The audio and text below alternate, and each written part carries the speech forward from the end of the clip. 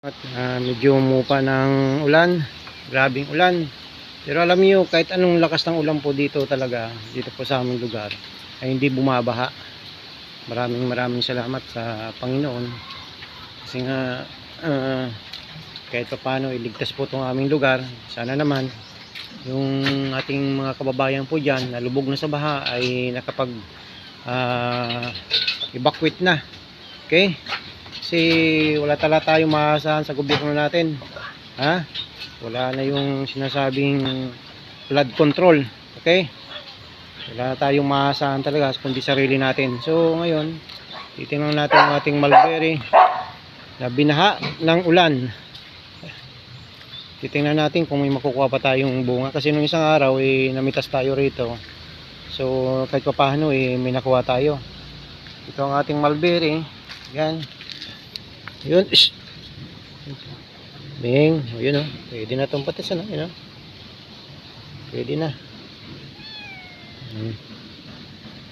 Kaysa malaglag pa, maunahan pa tayo ng mga langgam. Yan. Saan pa ba? Ito.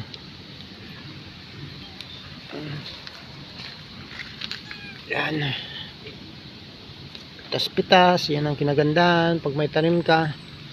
Maubos na rin ang bunga nito. Nakailang kunin ako dito. Pitas eh. Grabe, bina tayo. Ito, wala nang bunga. Nauubos ko na. Ilaw pa yung iba eh. Yan. Ito, meron pa. Kahit pa paano. Yan.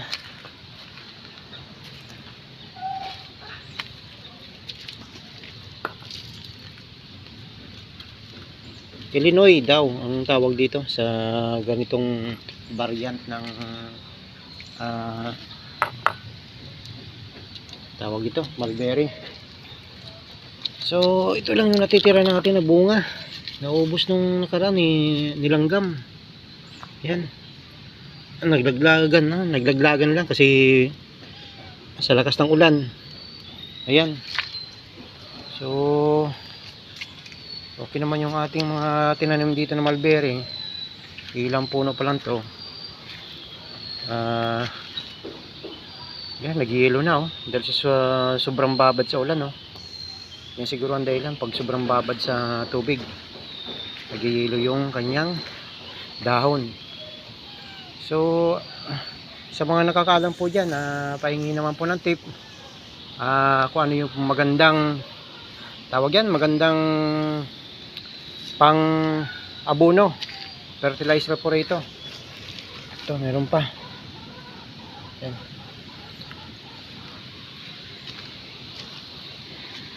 Yan, oh, ito yung ating mulberry. Kunti lang ating napitas. Kahit paano meron, di ba? Ayos na yan. Meron na tayong libreng bitamina na sagana sa lahat ng mga kailangan ng ating katawan. Yan po, maraming salamat. God bless po.